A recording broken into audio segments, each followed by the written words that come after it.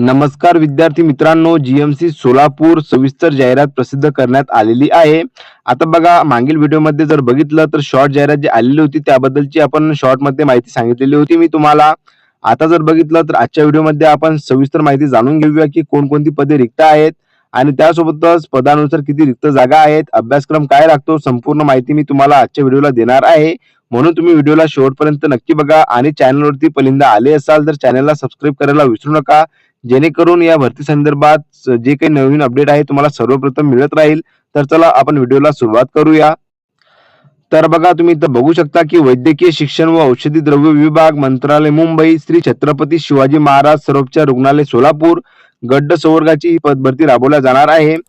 त्याच खाली जर बघितलं तर बघा, तुम्हाला इथं जे गड्ड चतुर्थ श्रेणी संवर्ग आहे ऑनलाईन स्पर्धात्मक परीक्षा 2025 जे महत्वाचं दिनांक आणि वेळापत्रक बद्दल माहिती देण्यात आलेली होती. मी मागील व्हिडिओमध्ये पण तुम्हाला सांगितलेलं होतं की अर्जाची नोंदणी जी आहे ती सुरू झालेली आहे. 22/10/2025 पासून सुरू झालेली आहे आणि अंतिम दिनांक जर बघितली तर 12/11/2025 या तारखेपर्यंत असणार आहे. आता बघा, जी संपूर्ण जी माहिती आहे तुम्हाला या वेबसाईटवरती देण्यात आलेली आहे. ही जी वेबसाईट आहे तुम्ही इथं बघू शकता किंवा बघा माझ्या टेलिग्राम चॅनलवरती तुम्हाला ही जी सविस्तर जाहिरात आहे तुम्हाला मिळून जाणार आहे आणि टेलिग्राम चॅनलची लिंक आहे डिस्क्रिप्शन बॉक्समध्ये दिलेली आहे, त्यावरून तुम्ही बघू शकता.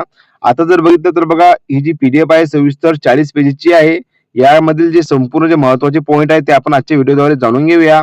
आता बघा, ही जी भरती आहे ती कोण कंडक्ट करणार आहे तर बघा, टीसीएस मार्फत ही जी भरती आहे ती कंडक्ट केल्या जाणार आहे. तुम्ही सर्व विद्यार्थ्यांनी नोंद घ्यावी. त्याच खाली जर बघितलं तर बघा, या भरतीबद्दलची संपूर्ण जी माहिती आहे आपण सविस्तर जाणून घेऊया. आता बघा, तुम्हाला इथं अनुक्रमणिका सूची देण्यात आलेली आहे की कोणकोणत्या पॉइंट नुसार तुम्हाला इथं माहिती देण्यात आलेली आहे. बघा, 3 नंबरला तुम्हाला पात्रता, पद संख्या व आरक्षणातील तरतुदी, खेळाडू आरक्षण संपूर्ण जी माहिती आहे याच्याद्वारे तुम्हाला सांगण्यात आलेली आहे. आता जर बघितलं तर बघा, आपण पात्रता जाणून घेऊया. मी तुम्हाला मागील व्हिडिओमध्ये सांगितलेलं होतं की या पदासाठी जर बघितलं तर 10वी उत्तीर्ण लागते. तर बघा, तुम्हाला इथे दिसून येणार की उमेदवार जो आहे महाराष्ट्र राज्याचा रहिवासी असला पाहिजे. उमेदवारांकडे महाराष्ट्र राज्याचे अधिवास प्रमाणपत्र म्हणजेच की डोमिशियल असणे आवश्यक आहे. उमेदवाराने अधिवास प्रमाणपत्र मागणी केल्यावर सादर करणे अनिवार्य राहणार आहे, एवढं तुम्ही लक्षात घ्या.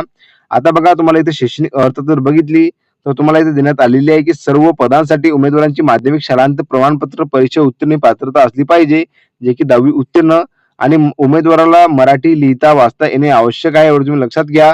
त्यानंतर जर बघितलं तर बघा, तुम्हाला इथं वयोमर्यादा जर बघितली या पदासाठी किती लागणार आहे तर संपूर्ण माहिती जी आहे तुम्हाला इथे देण्यात आलेली आहे. बघा, इथे आरक्षणाबद्दल पण माहिती सांगण्यात आलेली आहे की खेळाडू आरक्षण, दिव्यांग आरक्षण हे तुम्ही सविस्तर वाचून घेसाल. आता बघा, तुम्हाला वयोमर्यादाबद्दल पण माहिती देण्यात आलेली आहे. बघा, जे काही अराखीव खुला प्रवर्ग आहे त्यांना 38 वर्षापर्यंत आणि जे काही मागासवर्गीय जाती आहेत त्यांना जर बघितलं तर 43 वर्षापर्यंत अर्ज करू शकता. त्याच खाली जर बघितलं दिव्यांग व्यक्ती जर असतील ते 45 वर्षापर्यंत अर्ज करू शकतात.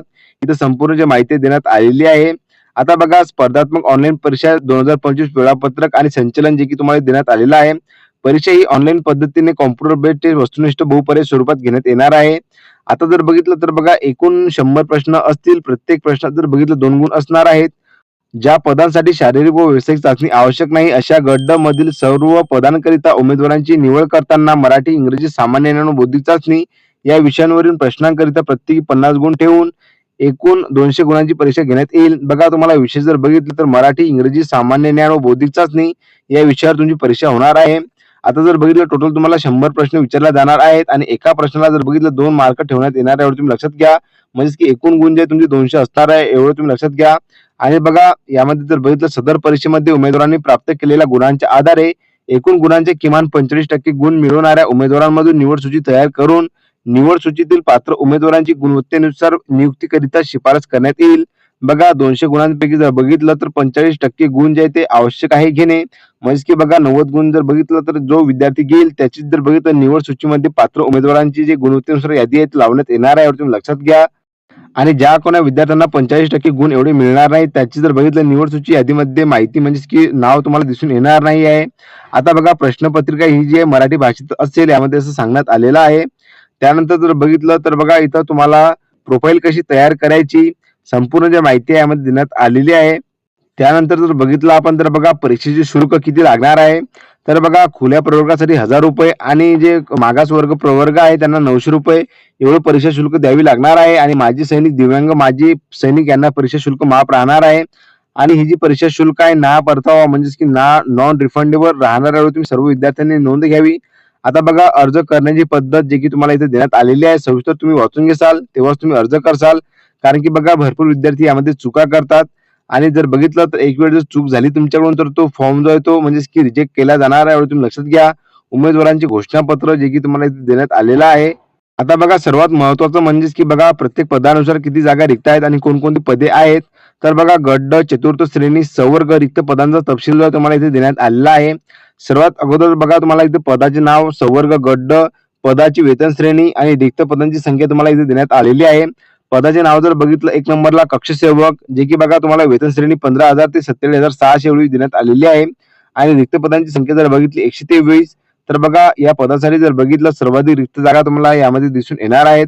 बाह्य रुग्ण विभाग सेवकसाठी जर बघितलं एकूण 9 जागा रिक्त आहेत. शिपाई या पदासाठी जर बघितलं 3 जागा रिक्त आहेत. माळी या पदासाठी 1 जागा रिक्त आहेत. पंप सहवर्तीसाठी जर बघितलं 1 जागा रिक्त आहेत. किरण सेवकसाठी 1 जागा रिक्त आहे.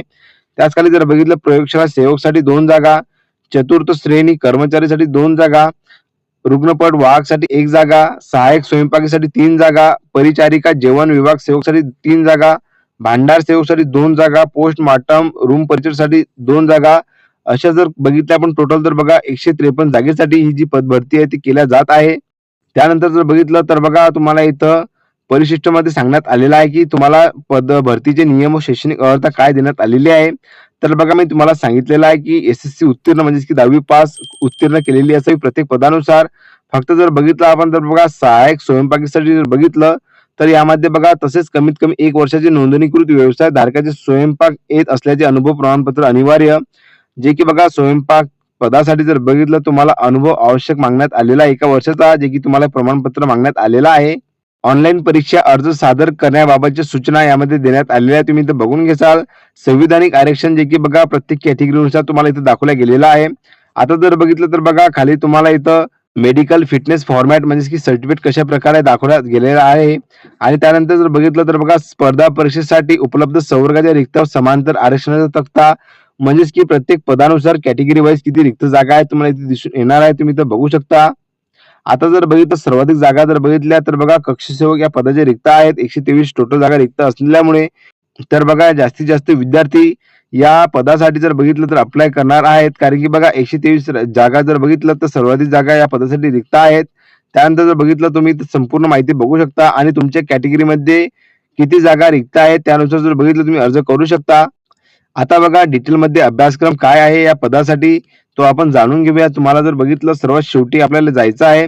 सर्वात शेवटी जर बघितलं तुम्हाला इथं अभ्यासक्रम काय दिलेला आहे ते आपण जाणून घेऊया. तर बघा तुम्ही इथं बघू शकता की ज्या पदांकरिता किमान शैक्षणिक अर्हता माध्यमिक शालांत परीक्षा एसएससी उत्तीर्ण आहे अशा पदांसाठी परीक्षेचा अभ्यासक्रम जो की तुम्हाला इथे देण्यात आलेला आहे. विषय बघा मराठी. आता बघा घटक यामध्ये देण्यात आलेले आहे ज्यामधून बघा तुम्हाला काय काय विचारलं जाणार आहे. व्याकरण मधून बघा वाक्यरचना, शब्दार्थ, प्रयोग, समास, समानार्थी शब्द, विरुद्धार्थी शब्द, सर्वसामान्य शब्दसंग्रह, म्हणी आणि वाक्प्रचार यांचा अर्थ आणि उपयोग, उत्तरावरील प्रश्नांची उत्तरे, वाक्य पृथक्करण व त्यांचे प्रकार, लेखक व कवीची टोपण नावे, समूहदर्शक शब्द, ध्वनिदर्शक शब्द आणि प्राणी व त्यांची घरे. बघा एकूण प्रश्न जर बघितले 25 आणि एकूण गुण 50. म्हणजेच की बघा मी तुम्हाला आधी पण सांगितलं की एका प्रश्नाला 2 गुण मिळणार आहेत. आता इंग्रजीमधून जर बघितलं तर बघा grammar, common vocabulary, sentence structure, idiom and phrases and their meaning, comprehension passage, sentence arrangement and error correction. त्यानंतर बघा सामान्य ज्ञान म्हणजे की चालू घडामोडी, महाराष्ट्राचा इतिहास, महाराष्ट्राचा भूगोल, भारताची राज्यघटना, महाराष्ट्राचे व भारताचे नागरीकरण, प्रसिद्ध पुस्तके व लेखक, प्रसिद्ध दिवस, मूलभूत संगणक असे जर बघितलं सामान्य ज्ञानाकडून प्रश्न विचारला जाणार आहेत. आणि बौद्धिक चाचणीकडून जर बघितलं तुम्हाला इथं बघा क्रमबद्ध मालिका, संख्या संचातील अंक शोधणे, समान संबंध किंवा परस्पर संबंध, आकृत्यामधील अंक शोधणे अशा प्रकारे जर बघितलं बौद्धिक चाचणी या विषयातून तुम्हाला प्रश्न विचारला जाऊ शकतील. आता बघा तुम्हाला इथं बघा 200 गुणांची ही परीक्षा असणार आहे.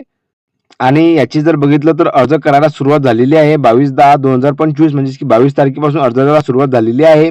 आणि अंतिम दिनांक जर बघितली 12/11/2025 आहे. एवढी तुम्ही सर्व विद्यार्थ्यांनी नोंद घ्यावी.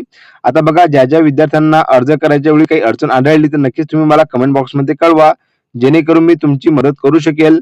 आणि या भरती संदर्भात तुम्हाला वेळोवेळी माहिती मिळवण्यासाठी आपल्या चॅनलला नक्कीच सबस्क्राईब करून ठेवा. आणि आजचा व्हिडिओ जर का तुम्हाला आवडला असेल तर नक्कीच लाईक, शेअर, कमेंट करायला विसरू नका आणि ज्या विद्यार्थ्यांपर्यंत ही माहिती पोहोचली नाही त्यांच्यापर्यंत नक्कीच व्हिडिओ शेअर करा. तर चला भेटूया आपण पुन्हा एकदा नवीन व्हिडिओमध्ये नवीन भरतीची अपडेट घेऊन. धन्यवाद.